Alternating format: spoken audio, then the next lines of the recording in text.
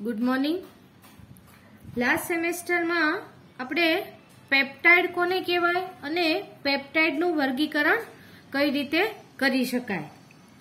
હવે ધીમે ધીમે જેમ જેમ આપણે આ ચેપ્ટરમાં આગળ વધતા જશું એમ તમને આઈડિયા આવશે કે આની પછીનો ક્વેશ્ચન છે કે પેપ્ટાઇડના સંશ્લેષણમાં શું મુશ્કેલી પડે અને આ પ્રકારની મુશ્કેલીઓનું નિવારણ કરવું હોય તો એ કઈ રીતે કરી શકાય અને એના ઉપરથી હમણાં જ જે સેમેસ્ટર 5 ની એટીકેટીની એક્ઝામ લેવાની તો આ એક્ઝામમાં જે ક્વેશ્ચન છે કે પોલીપેપ્ટાઇડ બનાવવાની પહેલો જ ક્વેશ્ચન છે કે પોલીપેપ્ટાઇડ બનાવવાની 3 રીતો આપો। તો આ ક્વેશ્ચન આ યુનિટમાંથી દર વખતે પૂછાતો ક્વેશ્ચન છે એટલે આમ જોઈએ તો આપણે આઈએમપી પ્રમાણેનો ક્વેશ્ચન જોઈ શકીએ। પણ એની પહેલા તો આ પ્રકારના પોલીપેપ્ટાઇડનું સંશ્લેષણ કરવું હોય તો આપણે શું આપણને પ્રોબ્લેમ થાય અને ઈ પ્રોબ્લેમ્સ આપણે કઈ રીતે દૂર કરી શકીએ। તો ક્વેશ્ચન છે કે પેપ્ટાઇડના સંશ્લેષણમાં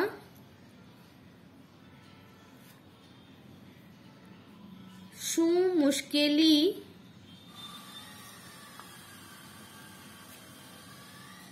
પડે અને આ મુશ્કેલીઓનું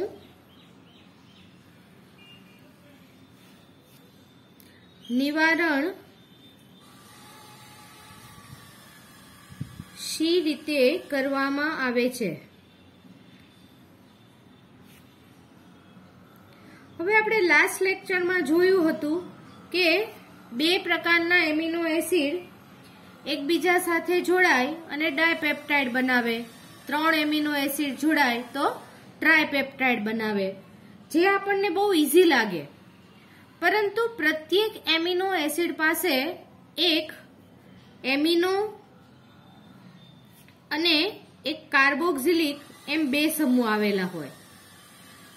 તો એક જ પ્રકારનો એમિનો એસિડ વાપરી અને આપણે એક જ પ્રકારનો પેપ્ટાઇડ બનાવવો હોય, જેમ કે એકલા ગ્લાયસિનનો જ પેપ્ટાઇડ બનાવવો છે, એકલો એલેનાઇનનો જ પેપ્ટાઇડ બનાવવો છે, એકલો સેરોઇનનો જ પેપ્ટાઇડ બનાવવો છે, તો બહુ ઈઝી છે।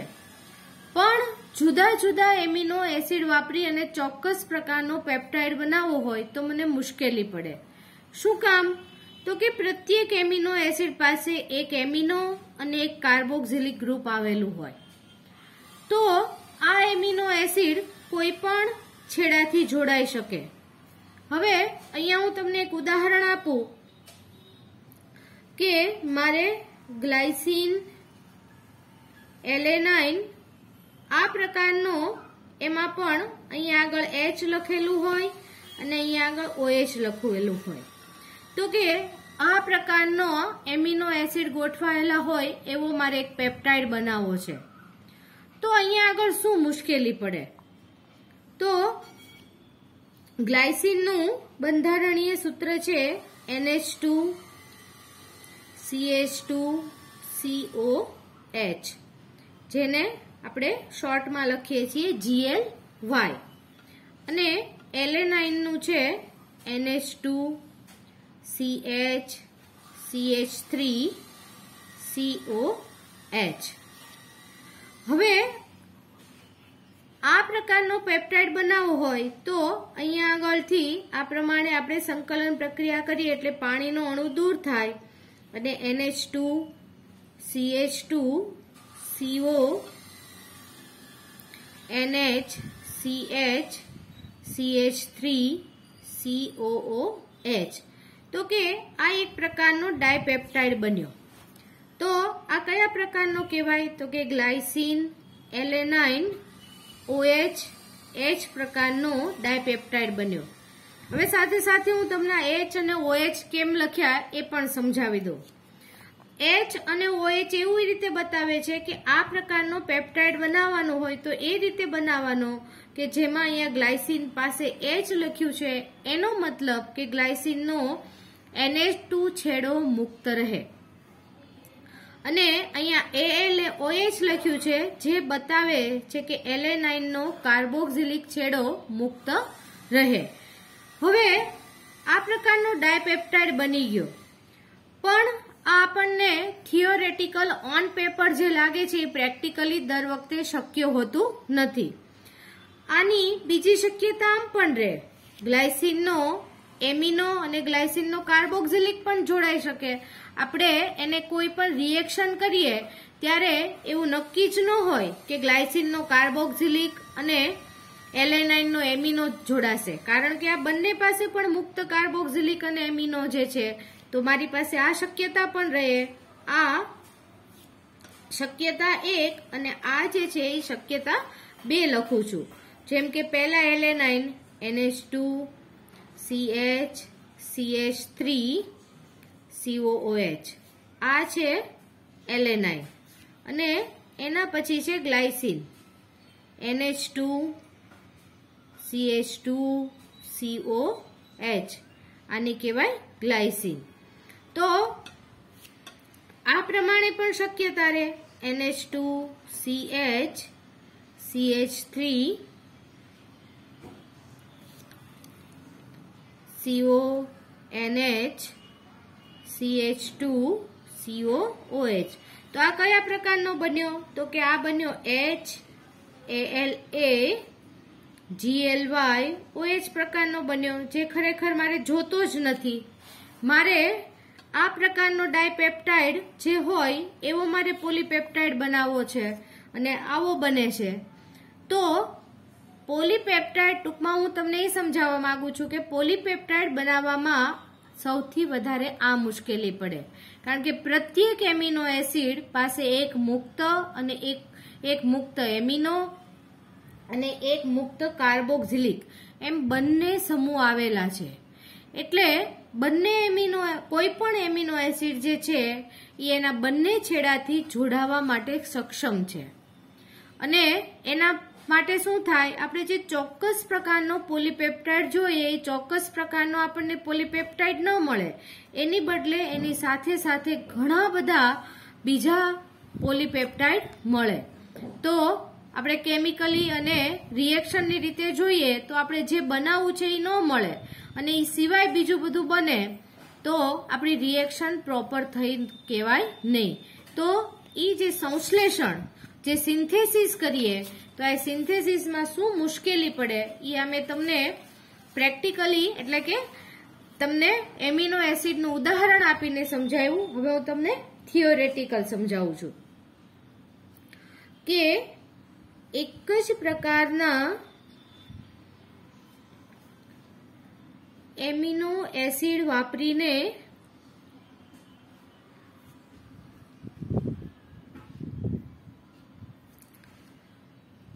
પોલીપેપ્ટાઇડનું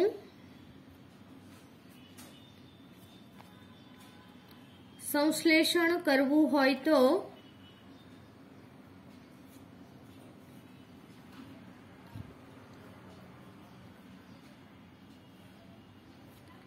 એક જ પ્રકારનો પોલીપેપ્ટાઇડ બને. જેમ કે ગ્લાયસિનનો જ એકલો પેપ્ટાઇડ બનાવવાનો હોય તો ગ્લાયસિન જે છે એ કોઈ પણ છેડાએથી એકબીજા સાથે જોડાય, એનાથી એના પેપ્ટાઇડમાં કોઈ ફરક પડે નહીં. પણ જો જુદા જુદા એમિનો એસિડ વાપરીને બનાવવાનો હોય તો જે મેં તમને હમણાં આગળ જ તે સમજાવ્યું એ પ્રમાણે પ્રોબ્લેમ થાય. પરંતુ જુદા જુદા એમિનો એસિડ વાપરીને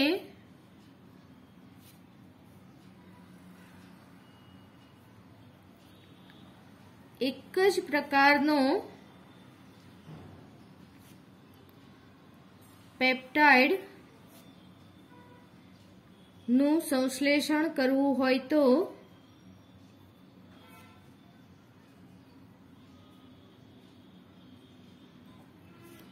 તે મુશ્કેલ છે. કારણ કે प्रत्येक एमिनो एसिड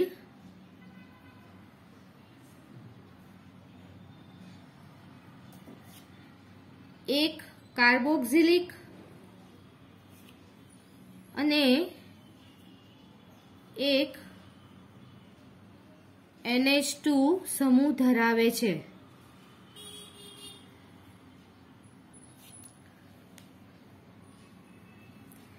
આથી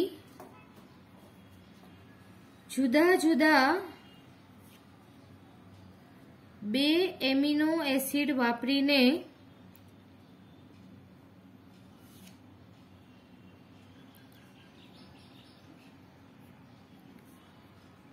એક જ ડાયપેપ્ટાઇડ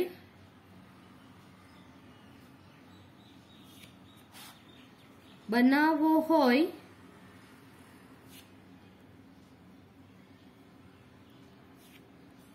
તે મુશ્કેલ છે અને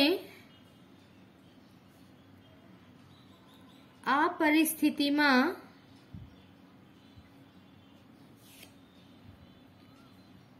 બે ડાયપેપ્ટાઇડનું મિશ્રણ મળે. જે મેં તમને આગળ હમણાં સમજાવ્યું, આપણે ફરી વખત જોઈએ કે મારે અહીંયા આગળ ગ્લાયસિન એલેનાઇન પ્રકારનો ડાયપેપ્ટાઇડ બનાવવો છે. તો આ ડાયપેપ્ટાઇડ બનાવવો હોય તો એની બે શક્યતા રહે. મારે ખરેખર જેનો ગ્લાયસિનનો એમિનો સમૂહ મુક્ત હોય અને એલેનાઇનનો કાર્બોક્સિલિક સમૂહ મુક્ત હોય એવો જ ડાયપેપ્ટાઇડ જોઈએ છે. તો એવા સંજોગોમાં મારે ગ્લાયસિનને પ્રથમ અને એલેનાઇનને આપણે સેકન્ડ પોઝિશનમાં લખીએ તો મારે જે જોઈએ છે એ પ્રમાણે ગ્લાયસિન એલેનાઇન પ્રકારનો ડાયપેપ્ટાઇડ મળે. પણ મેં તમને હમણાં જ કીધું એ પ્રમાણે આ બધું ઓન પેપર શક્ય છે, જે પ્રેક્ટિકલી શક્ય હોતું નથી. કારણ કે આપણે કોઈ પણ એક વાસણમાં મિશ્રણ, ધારો કે ખાંડ અને પાણી ઉમેરીએ તો આપણે કહીએ કે પહેલા ખાંડની સાથે પાણીમાંનો ઓક્સિજન જ જોડાવવો જોઈએ. તો એવું આપણે કરી શકતા નથી, કારણ કે બંનેને એક પાત્રમાં આપણે ઉમેર્યા પછી કોઈ પણ બાજુથી પ્રક્રિયા થાય. તો એમાં પણ આ જ રીતે ગ્લાયસિન અને એલેનાઇનને આપણે ભેગા કરીએ બંને એમિનો એસિડને તો બે શક્યતા રહે. તો કે એક શક્યતા કઈ, તો કે ગ્લાયસિનનો કાર્બોક્સિલિક અને એલેનાઇનનો એમિનો એ બંને જોડાય અને ગ્લાયસિન એલેનાઇન પ્રકારનો ડાયપેપ્ટાઇડ મળે. બીજી શક્યતા, તો કે બીજી શક્યતા શું છે, તો કે ગ્લાયસિનનો એમિનો સમૂહ અને એલેનાઇનનો કાર્બોક્સિલિક સમૂહ જોડાય અને એલેનાઇન ગ્લાયસિન પ્રકારનો એટલે બે ડાયપેપ્ટાઇડ મળ્યા. ખરેખર મારે જોઈએ છે કયો, આ પ્રકારનો, પણ આ પ્રકારનો ડાયપેપ્ટાઇડ પણ મને મળે જે મારે જોતો નથી. તો આ જ રીતે ટ્રાયપેપ્ટાઇડ હોય તો કેટલાનું મિશ્રણ મળે? 6 નું મળે. 4 હોય તો 8 નું મળે. તો આ રીતે જેટલા એમિનો એસિડ વધારે એટલા જુદા જુદા પેપ્ટાઇડના મિશ્રણની સંખ્યાઓ વધતી જાય અને જે ચોક્કસ પ્રકારના પેપ્ટાઇડનું મિશ્રણ મારે જોઈએ એ ચોક્કસ પ્રકારના પેપ્ટાઇડનું મિશ્રણ મળે નહીં. તો કે આવું શું કામ થાય? તો કે કારણ કે આપણે હમણાં જ જોયું એ પ્રમાણે પ્રત્યેક એમિનો એસિડ, તમે કોઈ પણ એમિનો એસિડ લ્યો તો એની આપણે પહેલા શરત હતી કે એમિનો એસિડ કોને કહેવાય? તો કે જે કાર્બોક્સિલિક અને એમિનો બંને સમૂહ ધરાવે એવા એસિડને એમિનો એસિડ કહેવાય. એટલે આપણે જેમાંથી પેપ્ટાઇડ બનાવવાનો છે એ બધા જ એસિડ એમિનો અને કાર્બોક્સિલિક સમૂહ ધરાવે છે અને બંને છેડા ઉપરથી તે એકબીજા સાથે જોડાવા માટે સક્ષમ છે. એટલે કોઈ પણ પોસિબિલિટી આમાં થઈ શકે. એના માટે તો કે શું કરવું? તો કે આવું તો શક્ય ન બને. ચોક્કસ પ્રકારની સિક્વન્સ વાળો જ એમિનો એસિડ જોતો હોય તો એ જ પ્રકારનો સિક્વન્સ વાળો પેપ્ટાઇડ બનવો જોઈએ. આ તો જે મારે જોતો નથી મળે તો કંઈ કામનું નહીં. તો એની માટે શું કરવાનું?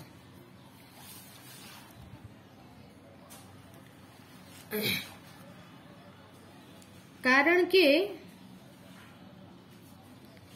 પ્રત્યેક એમિનો એસિડ પાસે, જે આપણે થિયોરેટિકલ હું તમને સમજાવું છું, પ્રત્યેક એમિનો એસિડ પાસે મુક્ત કાર્બોક્સિલિક અને એમિનો એમ બંને સમૂહો આવેલા છે. આથી જો એક એમિનો એસિડનો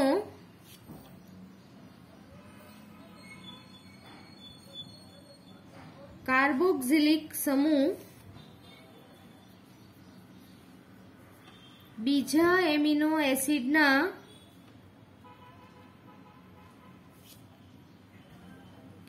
NH2 સમૂહ સાથે જોડાય તો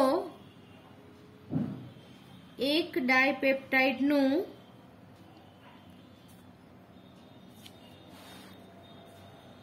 મિશ્રણ મળે. જ્યારે પ્રથમ એમિનો એસિડના, આપણે હું અહીંયા શોર્ટમાં લખું છું, પ્રથમ એમિનો એસિડનો એમિનો સમૂહ અને બીજા એમિનો એસિડનો કાર્બોક્સિલિક સમૂહ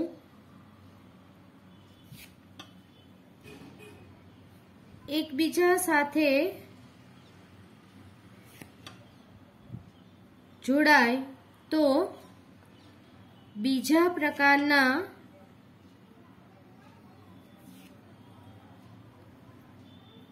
ડાયપેપ્ટાઇડનું મિશ્રણ મળે. આમ બે જુદા જુદા એમિનો એસિડ વાપરીને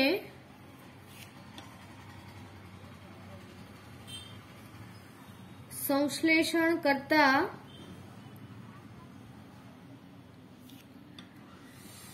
બે ભિન્ન ડાયપેપ્ટાઇડનું મિશ્રણ મળે. આ જ રીતે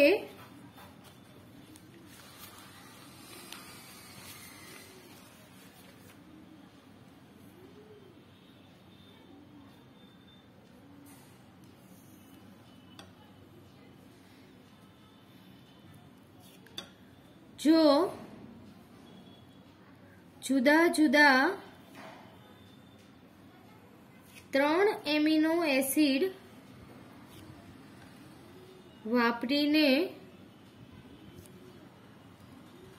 સંશ્લેષણ કરવામાં આવે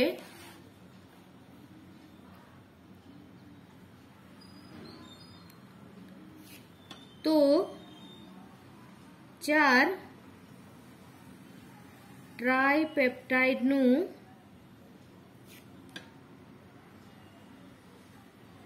મિશ્રણ મળે. હવે જેટલા એમિનો એસિડ મેં તમને કીધું એમ કે જો 4 લઈએ તો 8 બને. આમ જેટલા એમિનો એસિડની સંખ્યા વધે એમ બનતા પેપ્ટાઇડ જે છે એની સંખ્યા વધતી જાય અને જે ચોક્કસ પ્રકારનો પેપ્ટાઇડ આપણે જોતો હોય એ ચોક્કસ પ્રકારની સિરીઝ વાળો પેપ્ટાઇડ આપણને મળે નહીં અને એના પરિણામે ઘણા બધા એમિનો એસિડ આ રીતે એકબીજા સાથે જોડાયા કરે અને પરિણામે આપણને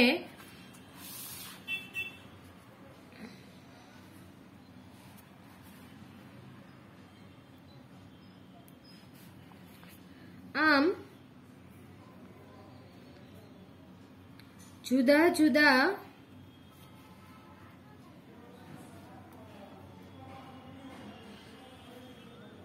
એમિનો એસિડ વાપરીને ઊંચો અણુભાર ધરાવતા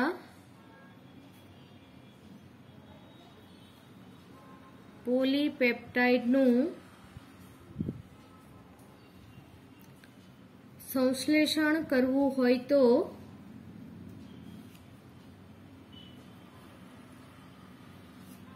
એક જ પ્રકારનો પોલીપેપ્ટાઇડ નહીં, પરંતુ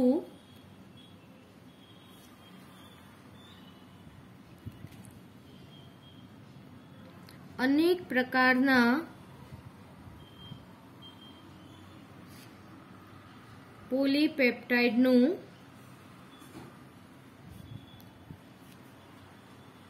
મિશ્રણ મળે, પરંતુ વાસ્તવમાં ચોક્કસ પ્રકારના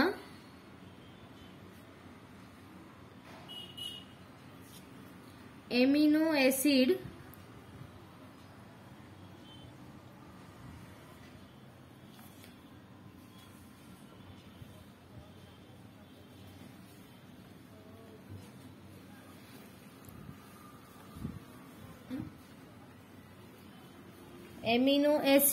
હોય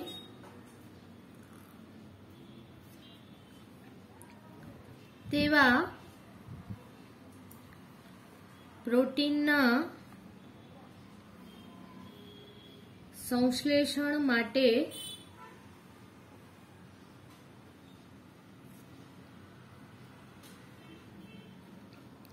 ચોક્કસ ક્રમમાં ગોઠવાયેલા પેપ્ટાઇડનું સંશ્લેષણ જરૂરી છે. હવે જે એક વસ્તુ તમને સમજાવું, જે ખરેખર આપણે આ લખાણમાં લખવાની નથી, પરંતુ તમારી સમજણ માટે જરૂરી છે. તો કે સૌથી પહેલા તો આપણે પ્રોટીનનું જળ વિભાજન કરીએ એટલે પોલીપેપ્ટાઇડ મળે. આ પોલીપેપ્ટાઇડનું જળ વિભાજન કરીએ એટલે આપણને પેપ્ટાઇડ મળે. જો આ બહુ મોટા અણુભાર વાળો હોય તો પહેલા આમાંથી નાનો અણુભાર વાળો બને, એમાંથી વધારે ઓછા અણુભાર વાળો પેપ્ટાઇડ મળે, અને લાસ્ટમાં એમાંથી બધા એમિનો એસિડ બધા છૂટા થાય. હવે ધારો કે પેશન્ટ છે, તો કે એને આ પ્રકારના સેરોઇન, વેલેનાઇન, એલેનાઇન અને ગ્લાયસીન, તો કે આ પ્રકારની શૃંખલા, એમિનો એસિડની શૃંખલા હોય એવા પ્રકારના પ્રોટીનની એને જરૂરિયાત છે. તો આવા પ્રકારની શૃંખલાવાળી પ્રોટીનની જરૂરિયાત હોય તો એની માટે આ પ્રકારની સિરીઝ વાળો સૌથી પહેલા તો આપણે પેપ્ટાઇડ, તો કે અહીંયા 4 એમિનો એસિડ છે, તો આ પ્રકારનો ટેટ્રાપેપ્ટાઇડ પહેલા તો બનવો જોઈએ, આ સિરીઝમાં હોય એવો. આ ટેટ્રાપેપ્ટાઇડમાંથી વધારે અણુભાર વાળો, જેમ કે આપણે 20-25 અણુભાર વાળો જોયો, તે ઓલિગોપેપ્ટાઇડ મળે. ઓલિગોપેપ્ટાઇડમાંથી પોલીપેપ્ટાઇડ થાય, અને આવા ઘણા બધા પોલીપેપ્ટાઇડ તો પછી એ જ પ્રમાણે એ સિરીઝમાં ગોઠવાય, અને એમાંથી જે આપણે આવા ચોક્કસ પ્રકારનો પ્રોટીન હોય તો આવું ચોક્કસ પ્રકારનું પ્રોટીન જોઈએ.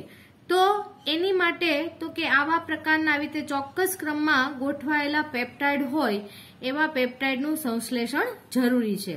તો એની માટે જુદા જુદા વૈજ્ઞાનિકોએ જુદી જુદી પદ્ધતિ આપી, જે આપણે જોઈએ. તો કે એનું નિવારણ શું કર્યું, તો કે ભિન્ન એમિનો એસિડ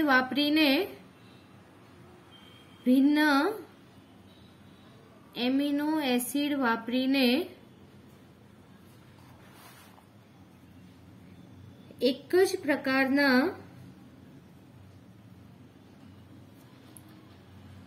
પેપ્ટાઇડના સંશ્લેષણ માટે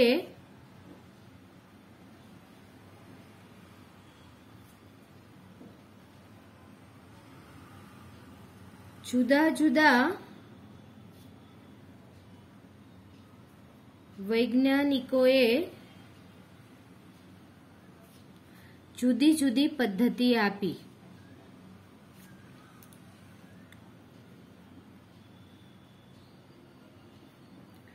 તો કે એની માટે શું કરવાનું? તો કે આ માટે લીધેલા બે ભિન્ન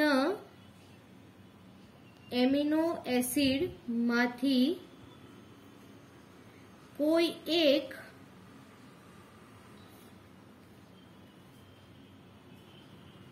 એમિનો એસિડના એમિનો સમૂહને રક્ષિત કરવો જોઈએ.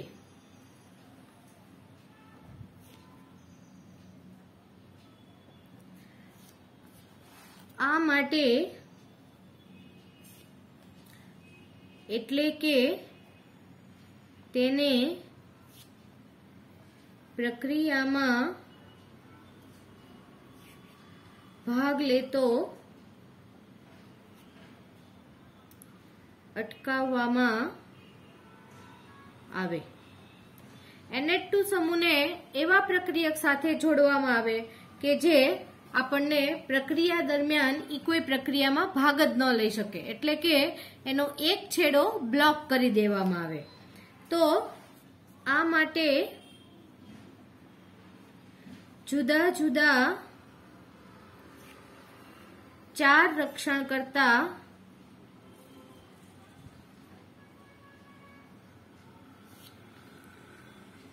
પદાર્થનો ઉપયોગ કરવામાં આવ્યો. તો જુદા જુદા તો કે એમાં ફિશર નામના વૈજ્ઞાનિકે ફિશરે 3 રક્ષણકર્તા પદાર્થનો ઉપયોગ કર્યો. તો કે એમાં પહેલું હતું ક્લોર એસિટાઇલ ક્લોરાઇડ. ક્લોર એસિટાઇલ ક્લોરાઇડ જેનું સૂત્ર છે ClCH2COCl. એસેટિક એસિડમાં વિસ્થાપન થાય તો આ પ્રમાણે ક્લોર એસિટાઇલ ક્લોરાઇડ બને. બીજો પદાર્થ જે છે એનું નામ છે ઇથાઇલ ક્લોરોફોર્મેટ અથવા એને ક્લોરોફોર્મિક એસ્ટર પણ કહેવામાં આવે. તો એનું બંધારણ છે ClCOOC2H5. ફોર્મિક એસિડનું બંધારણીય સૂત્ર છે SCOOH. તો એમાં બંને હાઇડ્રોજનના એક હાઇડ્રોજનના સ્થાને ક્લોરીન અને એક હાઇડ્રોજનના સ્થાને ઇથાઇલ સમૂહનું વિસ્થાપન થવાથી બનતો પદાર્થ. ત્રીજો પદાર્થ જે છે એ છે પેરાટોલ્યુઇન સલ્ફોનાઇલ ક્લોરાઇડ.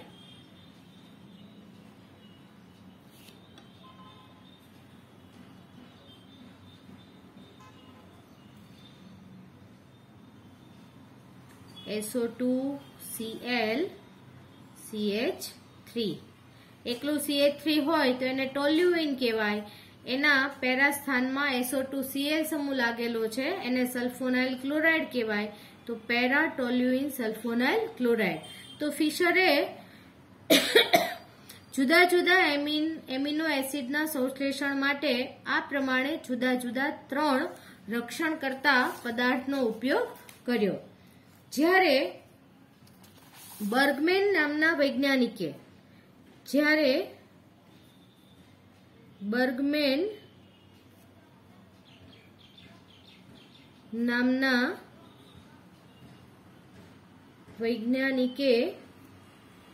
બેન્ઝાઇલ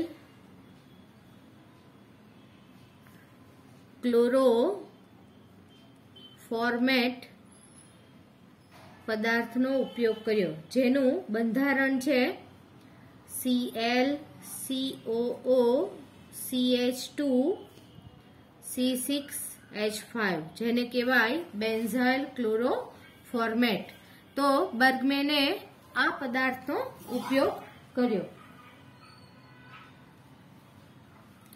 આ 4 રક્ષણ કરતા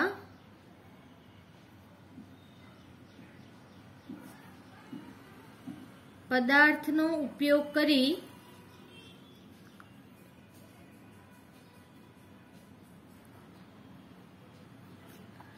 બે અથવા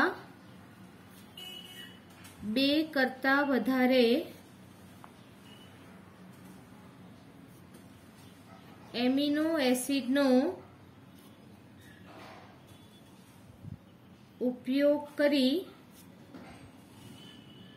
એક જ પ્રકારનો પેપ્ટાઇડ બનાવી શકાય. તો આજે જુદા જુદા એમિનો એસિડ વાપરી અને એક જ પ્રકારનો પેપ્ટાઇડ બનાવવો હોય તો શું મુશ્કેલી પડે અને કઈ રીતે જુદા જુદા પેપ્ટાઇડ બને, જુદા જુદા એમિનો એસિડ વાપરી અને કઈ રીતે જુદા